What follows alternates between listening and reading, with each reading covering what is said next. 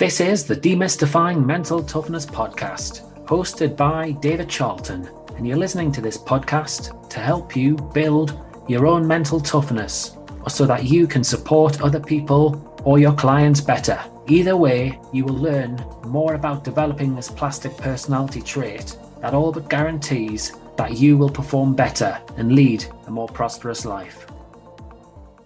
Hi there, welcome back to the Demystifying Mental Toughness podcast with your host, David Charlton.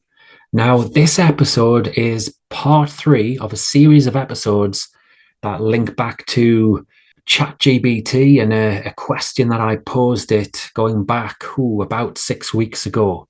Sadly, I had some health trouble, so that the last 2 episodes of the podcast did not focus in on this topic. However, I'm feeling a lot better now. And we're going to go back to what it is that you can expect when working with a sports psychologist. That was the question I asked ChatGPT. Now, I alluded to the fact that I looked at this series about 6 weeks ago. Now, this specific episode, I was driving down to a football club that I do some consultancy work in, and I pieced together the episode at the time. It was a good few weeks ago. And at the time, it was probably around about 10 to 11 degrees. It was a lovely, beautiful blue sky, nice country roads as I'm driving down there. The leaves were just starting to fall off the trees, and you could see autumn was in the air. Today, though, there's a lot more leaves off the trees. I suppose the yellow, the golden colours, the brown, the bronze coloured leaves, they're on the floor as opposed to actually on the trees now. So yeah, the seasons are turning. It'll be winter soon. And the reason why I mentioned seasons is because when I explored that question with ChatGPT, what it brought out was a third point, hence the third part of this little series. It mentioned the fact that when working with a sports psychologist, we're going to look at mental skills, and you're going to learn techniques to enhance focus, motivation, and confidence. And then the techniques are going to include visualization, self-talk, and relaxation. I'm going to look at the first part of that, where we look to enhance focus, motivation, and confidence, and what that actually looks like. But yeah, going back to the seasons. So the leaves are going off the trees. They'll be right off the trees very soon as we go into winter. And then when it comes down to spring and the summer months, they're gonna blossom, they're gonna grow, trees, plants are gonna grow. And really, when we're thinking about mental skills, about focus, about motivation, about confidence, it's important to remember that these aren't fixed traits. Yes, someone can be low in confidence, but if they're willing to put the time and the effort in, they can grow, very much like the trees and the plants. Just like motivation. If you're down, not feeling good about your sport today, that might be different tomorrow or the next day or in a few weeks' time.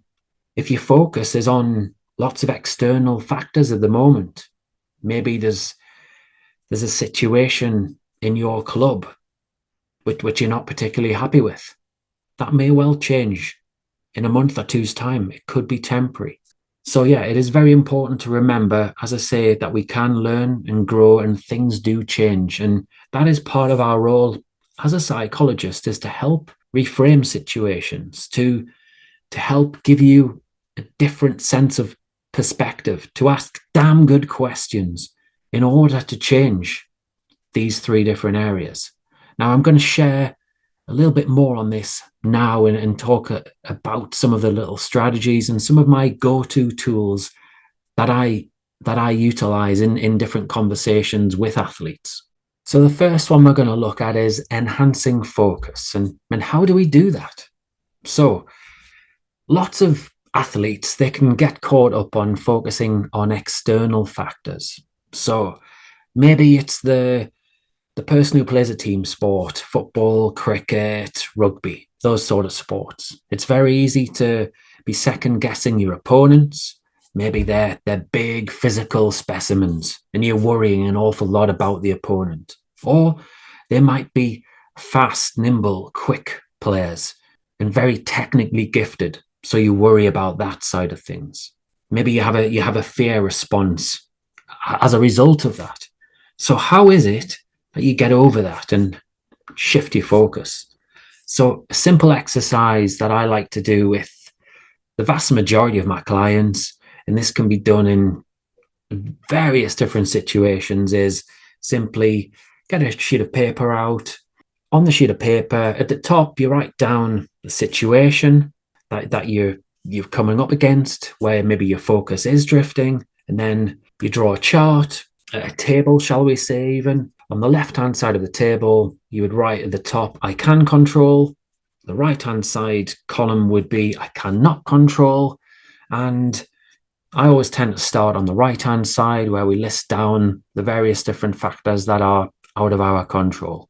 So say it is that big physical opponent in football or rugby that you're worried about. So you would write down all the things about the opponent that you can't control. So yeah, it could be their skill level, it could be their size, it could be their communication, their attitude, their mindset, all these sort of factors. And this could go on and on as well, where you talk about their teammates and different game-like situations, about the tactics of the coach and the club as a whole that you're facing. And bit by bit, if you recognize that on the right-hand side column here, that these things are outside of your control, and you start to assimilate in your mind that they're not actually helpful, that they're wasting your time, they're wasting a lot of emotion, then you can start doing something about it. And that's where the left-hand column comes in useful. Factors that you can control. So when you're faced with this big, aggressive opponent, you can control whether you see that as a challenge or a threat. So your mindset there. You can control your body language. You can control whether you choose to smile at them or look them into the eye or look elsewhere and choose to ignore them. You can control your energy levels, your effort levels. Arguably, there are some things which are outside of your control there, and unconsciously things do happen. However, a large amount of these things that you can control, you will actually be pretty good at, and you'll find easy. Some things you might find a little bit more difficult, and that's for you to really try to understand. And again, when you're working with a sports psychologist, that's for us to try and piece together and then come up with strategies to be able to help you with the things that you find a little bit more difficult there. So yeah, that is one little exercise and one thing that we look at. Now, let's think about motivation. So how do you improve motivation? Well, I think a very simple question. Why is it that you do what you do? Why do you play your sport? And have a little think about that. Because often when we've been involved in a sport for a number of years, it becomes very samey. We just do it because we don't know any better. So it's important to check in on yourself in that regard from time to time. And then link that with your values. Why? What is important to you in your sport, in your life? What are your core values? And then try and link the motivational factors there with those core values. And then last week we touched, well, not last week, but certainly in part 2, we touched on the goal setting element. Can you then link your goals to the values? Can you link your goals to these things that motivate you? What the reasons why you do play a sport? And if you do so, it's going to make life an awful lot easier. And rather than your motivation going up and down, dependent on how you perform, it'll be a little bit steadier.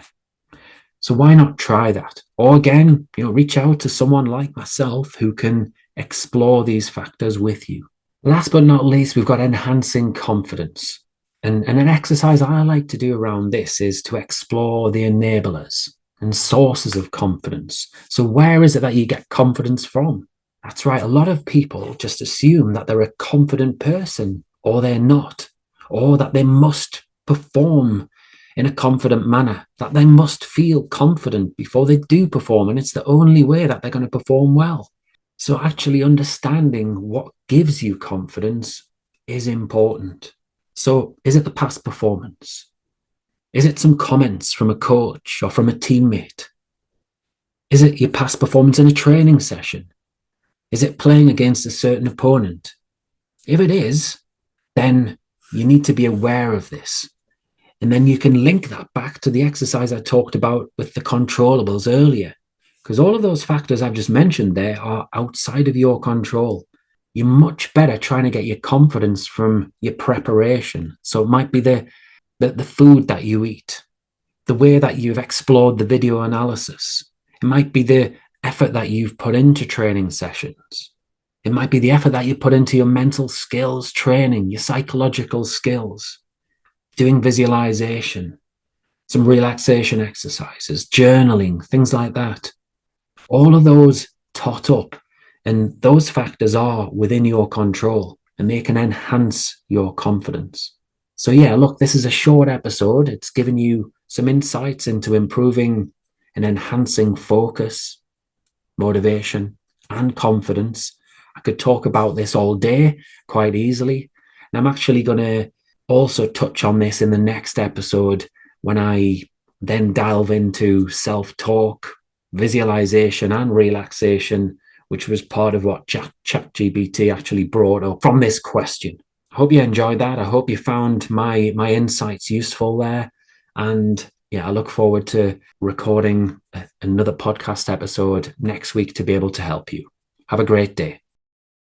If you enjoyed this episode of the Demystifying Mental Toughness podcast with David Charlton, do check out my website, sport-excellence.co.uk, and my online sport psychology resources. The Sport-Excellence website has essential resources for anyone looking to build their own mental toughness or the mental toughness of their athletes or teams, or if you want to achieve peak performance more often or optimal functioning. The Sport Excellence website has everything you need to keep moving forward and thrive. So go on, head over to sport-excellence.co.uk to find out more.